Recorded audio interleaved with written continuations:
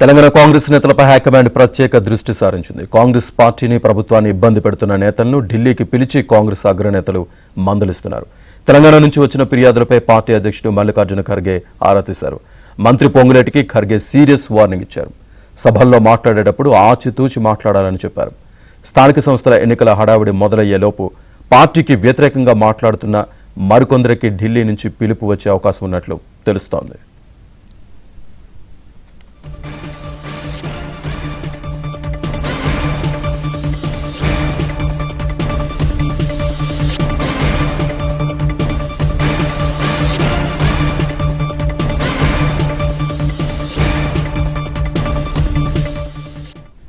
తెలంగాణ కాంగ్రెస్ నేతలపై high command focus కి సంబంధించి పూర్తి సమాచారాన్ని మా కరెస్పాండెంట్ సిద్ధార్థ్ అందిస్తారు. సిద్ధార్థ్. Thank you Srinivas. తెలంగాణ కాంగ్రెస్ నేతలను డైరెక్ట్ గా ఢిల్లీ పెద్దలు మానిటరింగ్ చేస్తున్నట్టు తెలుస్తూ ఉంది. తెలంగాణలో జరుగుతున్నటువంటి విషయాలు, ముఖ్యంగా తెలంగాణలో మంత్రులు, కాంగ్రెస్ పార్టీకి సంబంధించినటువంటి కీలక నేతల యాక్టివిటీస్పై ఎప్పటికప్పుడు వాళ్ళు అబ్జర్వ్ చేస్తున్నారు. ఇక్కడ జరుగుతున్నటువంటి విషయాలను తెలుసుకుంటున్నట్టు తెలుస్తూ ఉంది.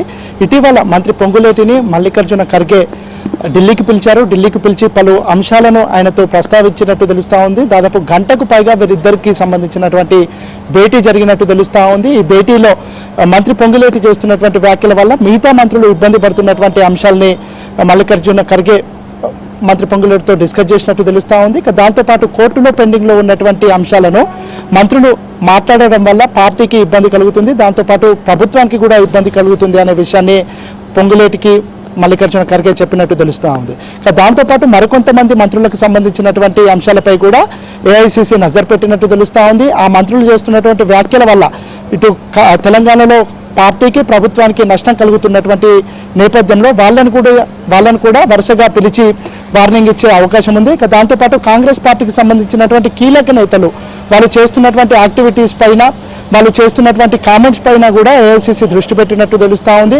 ముఖ్యంగా గాంధీ భవన్లో అనవసరంగా నిరసనలు చేయడం, ఆ నిరసనలు కూడా డిగ్నిఫైడ్గా చేయకుండా దిగజారి ప్రవర్తించడం, వీటికి సంబంధించినటువంటి అంశాలను కూడా ఏఐసిసి పరిగణలోకి తీసుకుంటున్నట్టు తెలుస్తూ ఉంది. వీళ్ళకు కూడా ఢిల్లీ నుంచి పిలుపు వచ్చే అవకాశం ఉంది.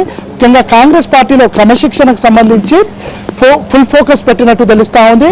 ఇటీవల జరిగినటువంటి పిఎస్సి సమావేశంలో ఈ అంశాలను ప్రస్తావించారు. దాని తర్వాత జరిగినటువంటి కార్యక్రమాల్లో కూడా సీఎం రేవంత్ రెడ్డి క్రమశిక్షణకు సంబంధించినటువంటి అంశంపై చాలా సీరియస్గా రియాక్ట్ అయ్యారు.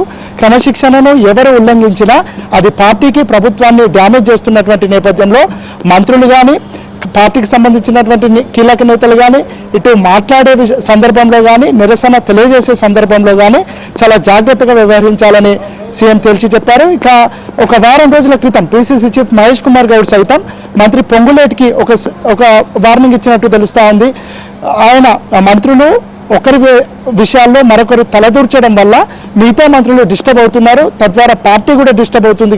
కాబట్టి మంత్రులందరూ మాట్లాడేటప్పుడు 1-2 సార్లు ఆలోచించి పార్టీ లైన్లోనే మాట్లాడుతున్నామా లేదా అని చూసుకొని మాట్లాడాలని పిసిసి చీఫ్ మహేష్ కుమార్ కూడా వార్నింగ్ ఇచ్చారు.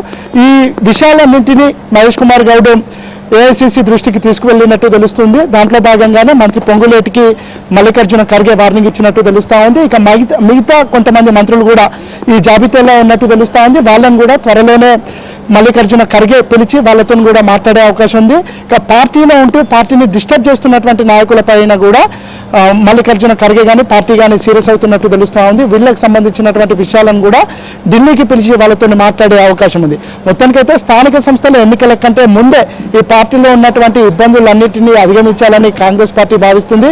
దాంట్లో భాగంగానే ఈ ప్రక్షాళన కానీ, రిపేర్స్ కానీ చేయాలని అధిష్టానం భావించింది. దాంట్లో భాగంగానే ఈ వరుసగా ఢిల్లీకి పిలుపులు ఉండే అవకాశం ఉన్నట్టు తెలుస్తూ ఉంది. Right Siddharth, thank you.